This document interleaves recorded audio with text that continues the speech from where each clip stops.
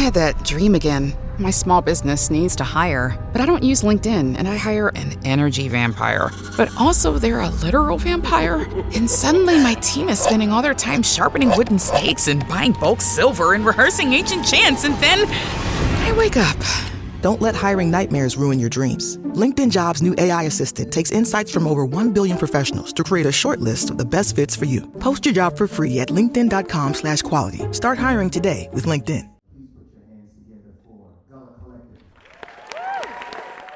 I'm sitting in a wooden pew at the historic Dock Street Theater in Charleston, South Carolina, and the Gullah Collective has just taken the stage.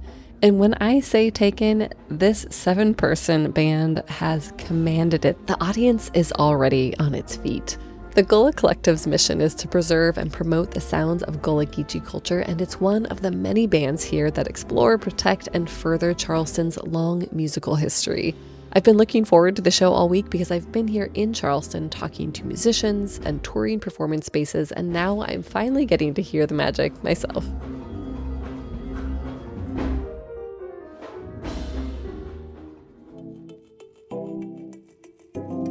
I'm Aislyn Greene, and this is the last in our special Unpacked series where we explore Charleston's deeper currents. Today, we're going to meet the creative people, explore the surprising venues, and learn about the diverse programming that makes Charleston a world-class destination for arts and culture. First up, the Dock Street Theater. The Gullah Collective is warming up.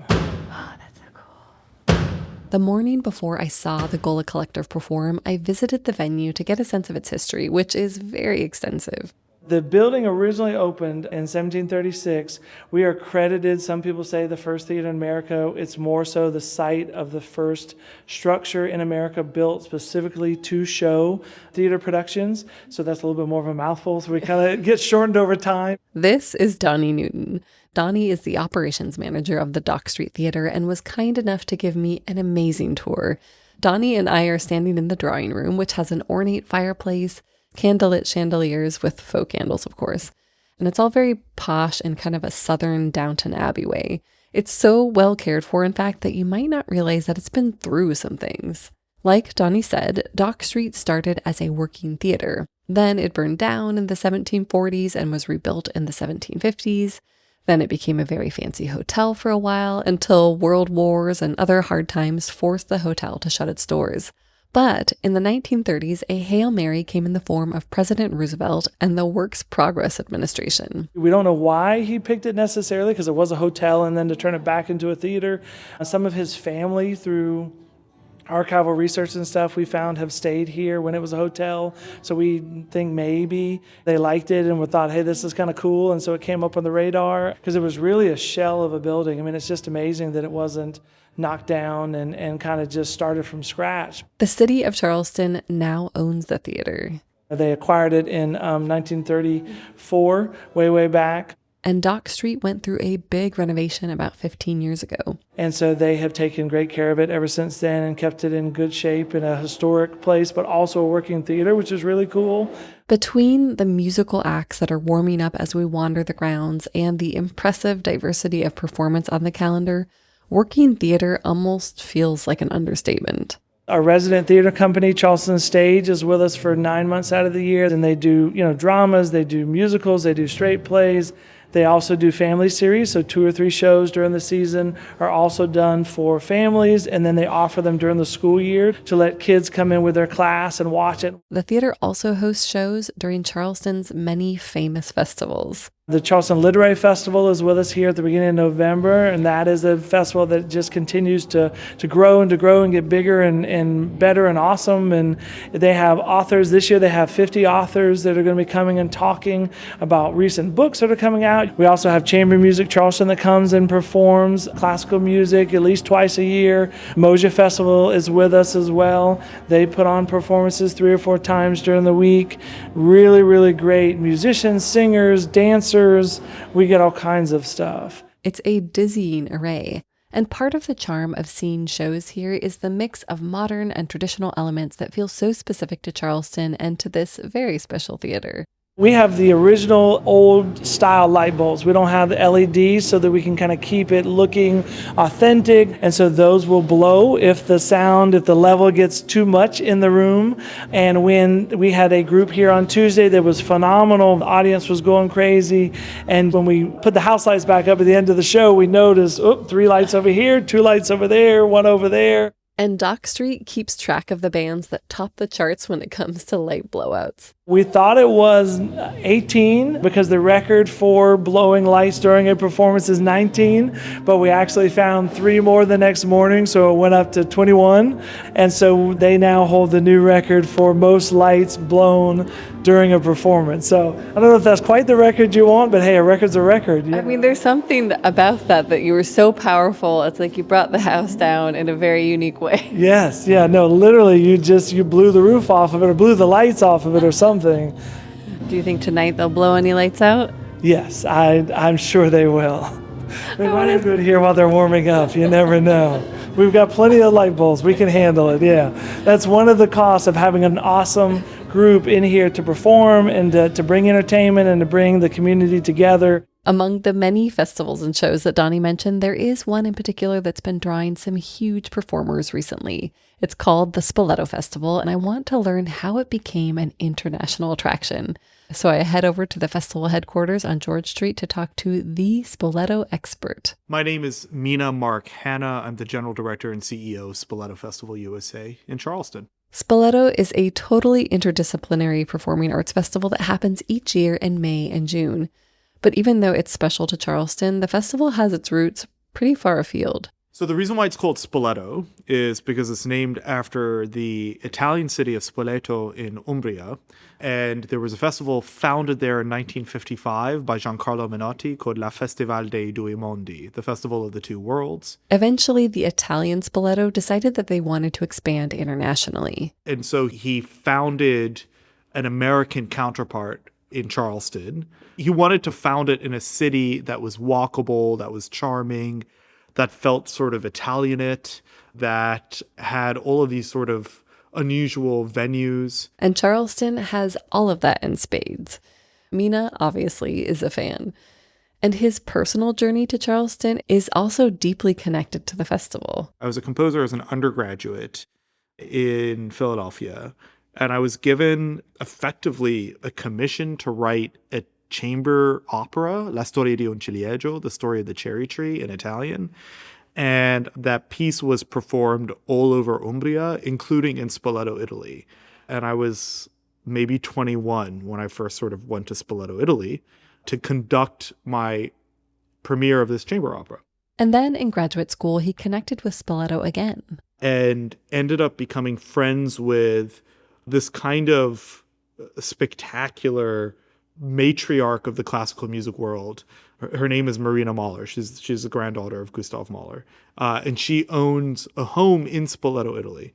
And so I would go to Spoleto all the time and use her house as a composing retreat. And so I kind of had this idea of what Spoleto was, even though I also knew that the American counterpart festival was something that was unto itself. He continued to work in both academia and in productions all over the world, eventually moving into festivals, and that's how he wound up in Charleston, where he's shaping the future of Spoleto. It's kind of like a dream job. There's all this kind of hubbub about classical music audiences and audiences of the classical arts kind of dying away and all sorts of things. And I think a festival like Spoleto is such an antidote to that, because festivals by their very nature attract people for a specific period of time with sort of activity to the point of critical mass. I mean, Spoleto last year we had 125 concerts in 17 days.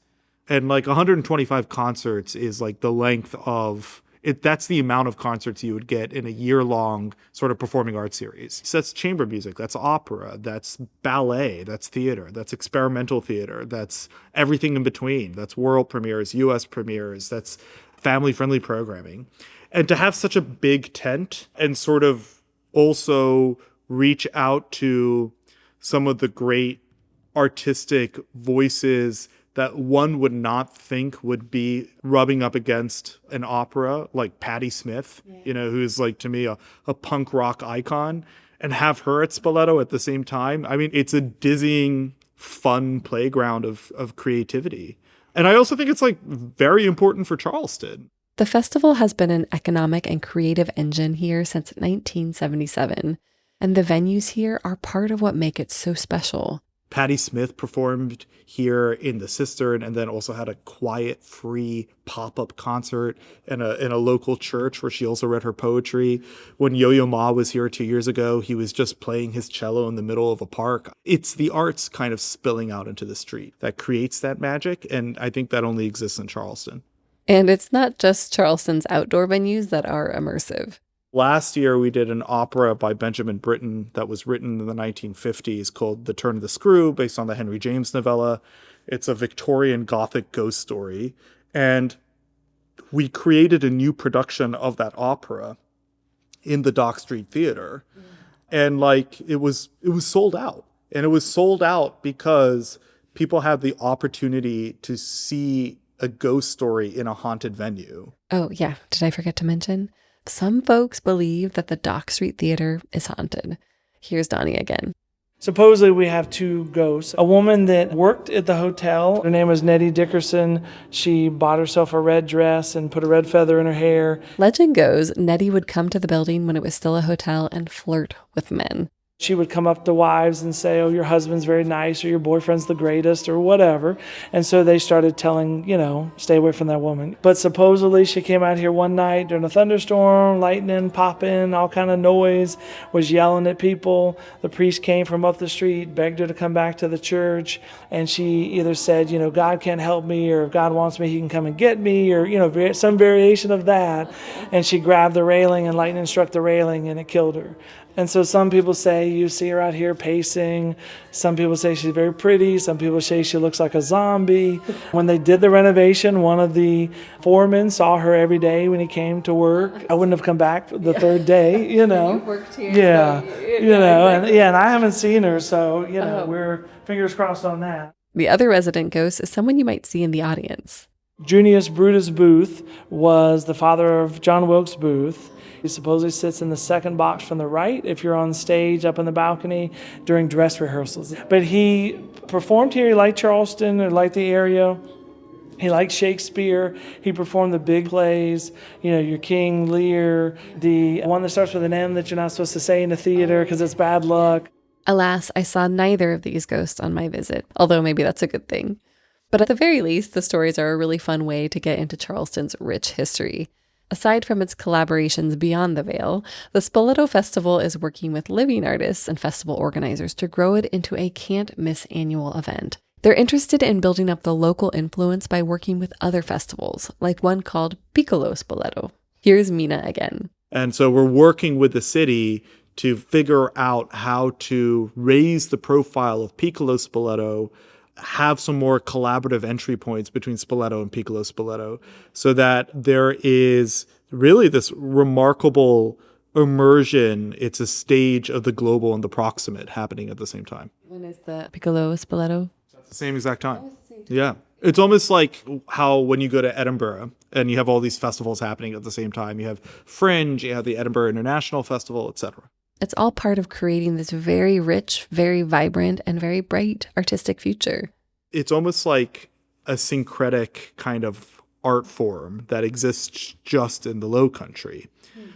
And I'm curious to know how Spoleto could, in the future, be even more enmeshed in this city. I think that's really, really important to me. This idea of singing from the rooftops, spilling out into the streets, making Charleston in May and June, when Spoleto is happening, a world capital of the arts. And with that, Mina offers one final piece of advice for getting tickets to the biggest shows.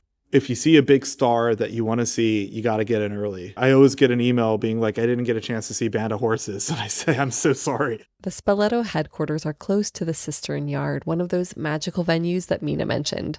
And it actually happens to be where the first Spoleto USA festival kicked off. So, on my way to my final stop, I pass through. And I see the cistern. It's a large stone well, or it used to be a well, that's framed by the stately columns of Randolph Hall, part of the College of Charleston. And it's all surrounded by these huge, almost otherworldly oak trees. This is so cool. Oh my God, it must be so gorgeous here. At night, listening to music, it's just, there's something so charming. There's all the Spanish moss dangling down. This seems like one of those spaces that you'd be lucky to get tickets to, but gosh, this is probably one of the prettiest outdoor music venues I've ever seen. And it's not even a music venue, it's just where they make a music venue happen. Wow. I'd love to see Patti Smith here, but since she's not here today, I decided to head over to the Gaillard Center for a look at a very different kind of venue. That's after the break.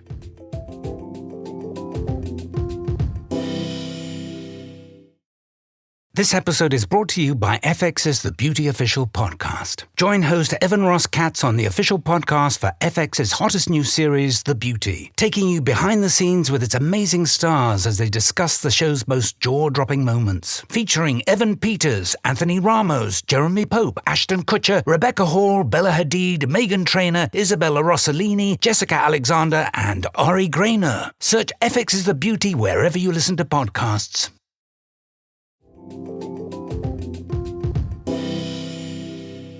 Now I'm walking up to the kind of 19th century building. Beautiful. There's something about the cistern that feels very romantic and almost Shakespearean, even though that's not quite the right era, I don't think, but this feels more stately, like a true performing arts hall. I'm wrapping up my tour of Charleston's performing arts scene with a final visit to a much newer space. So the Charleston Gaillard Center is, believe it or not, just 10 years old. This is Lissa Frankel. I'm the president and CEO at the Charleston Gaillard Center. The original building was constructed in 1968 and was basically a concrete block done in the brutalist style and used as a municipal auditorium. And then in 2010, a sort of visionary community member, Martha Rivers Ingram, came back to Charleston from Nashville and said to her childhood friend, the current mayor, Riley, we really need a world-class performance hall in Charleston if we're going to elevate the arts in the way that we see is fit for this community. Let's consider rebuilding the Gaillard Performance Hall into something really stunning, with a stunning acoustic and a gorgeous space, and one that really is reflective of our commitment to the arts. Mayor Riley was, of course, absolutely on board. The city raised the funds, they designed the structure, and now the Gaillard is a cornerstone of the art scene. In the last 25 years or so, we've had a really burgeoning moment for the arts in Charleston. There's a ton of different arts organizations that are thriving here. The night before meeting Lissa, I saw a performance here from Step Africa, one of the top African-American dance companies in the country.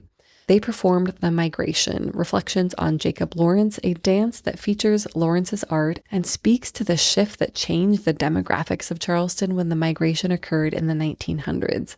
The combination of art, history, and dance was incredibly powerful, and it brought the house down. That was such a neat performance, and I felt like it just brought so much energy to the space. Yeah, so dance has become a major thing for us because we are really the only providers of national and international dance companies in Charleston outside of the festival period. So it's really been an important void to fill, which is great. And we love bringing stories. It's important to us across genres to bring stories that are particularly relevant to our community and to the Southern kind of identity of the area. So the work that Step Africa brought, The Migration, which is about the Great Migration from the South to the North in the 1950s and 60s, is one that's both taught in the schools and is really relevant here, and is just an extraordinary way of expressing that story through rhythm and dance with that company. And the Gaillard Center was such a fantastic backdrop for this show. The walls are this lovely orangey apricot color, and the acoustics are some of the best I've ever heard. That was designed really for opera and symphonic music and unamplified music. And so the acoustics are really beautiful in the hall for that. And we've seen musicians across genres really just marvel at how stunning a space it is and how their craft feels elevated in the room. It is also gorgeously painted in apricot color, so that is very memorable to most people. Our matriarch, Martha Rivers Ingram, who was the visionary behind the rebuilding of the Gaillard, her favorite color is apricot. And so we went ahead and implemented that, and we're all delighted because we do think it makes it a memorable space for people to perform in for both of those reasons. Well, and somehow it feels very Charleston. Like the color, it just feels coastal and, I don't know, inviting. Well, thank you for saying that. Yes, absolutely. And I think the architects, and they're good about this in all of their projects, but they're very deliberate about identifying community-specific elements that are incorporated throughout the architecture. The acoustics are so outstanding that I asked Lissa to share one of the more memorable experiences she's had here at the Gaillard. One of the most stunning experiences I had in my first year was Audra McDonald was here, and she was performing with a microphone, as you do as a Broadway luminary, and then she, for her encore, she turned off the microphone, stepped to the lip of the stage, and sang Summertime from Porgy and Bess. And we all about just fell to the ground because we knew it was such a magical moment, and you just don't always find that. But we also had, Trey Anastasio from Fish perform here, an acoustic set here last year, and he was calling it the Carnegie Hall of the South. And so folks who are really musical recognize that this is a special space. The Gaillard Center also commissions work, both national and international. But as a performing arts center based in the South, they really try to focus on local stories, like the center's first self-produced work, Finding Freedom, The Journey of Robert Smalls. We produced a play about a local hero, Robert Smalls. It was a story. He's a Reconstruction era hero, and it was a story that many people know in our community, but really not beyond our community. He engineered a daring escape on a boat in the harbor during the Civil War, went past the 3 major forts and escaped to the freedom of the Union Army outside of the harbor. He then went on to fight on behalf of the Union and became a representative in the House of Representatives in Washington for 5 terms. So this is an amazing story, an American story, and we feel like should be more broadly told. And so it was really wonderful to bring it to the stage and have the embrace of this community to get to know Robert more. And our ambition is to tour it around the country. And so hopefully we'll be able to tell that story outside the walls too. Now in its 10th season, the center has some really intriguing work on the horizon. We have 2 commissions coming up in the spring that are particularly exciting. One is called Dark Waters, and it is a new dance piece commissioned with Complexions Contemporary Ballet. And it features a new symphonic work that was composed by a local composer, Edward Hart, who's a really well-celebrated living composer. And it is exploring the different types of dark water that exist in the Lowcountry, from the tidal marsh to the cypress swamp to the rice fields to the harbor to the beach. And thinking about the kind of ecological difference of that, but also the mysteries that lie beneath the dark water.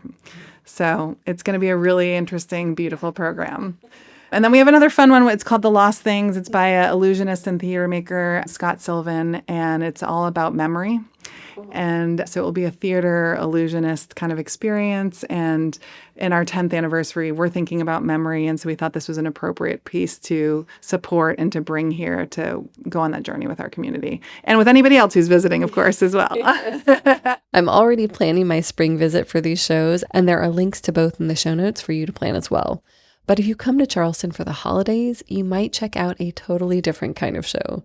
So one of the things we're excited about is creating some new traditions here in Charleston, and we've done so by bringing a Spiegel tent to the lawn of the Gaillard. The facility sits in a beautiful campus that has a front yard that is kind of a welcoming entrance to the building.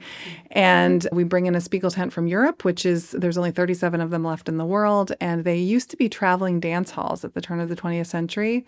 This one lives in America, and they erected on site. It has a wooden floor, stained glass windows, mirrored columns, a velvet roof, and it creates this really intimate, sort of bohemian feeling space on our lawn.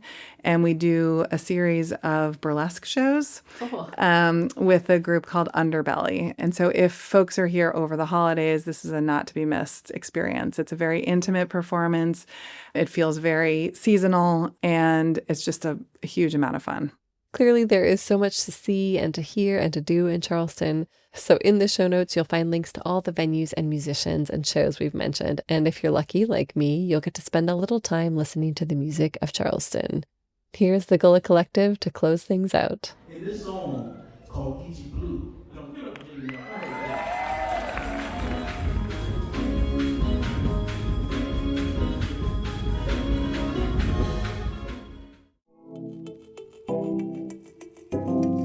And that concludes our Unpacked Minis the Charleston edition. If you've missed any of the other episodes on food, outdoor adventure, and local artisanal shopping, check the links in the show notes. And next time you visit our favorite South Carolina port city, let me know if you've explored any or all of these places. Happy travels!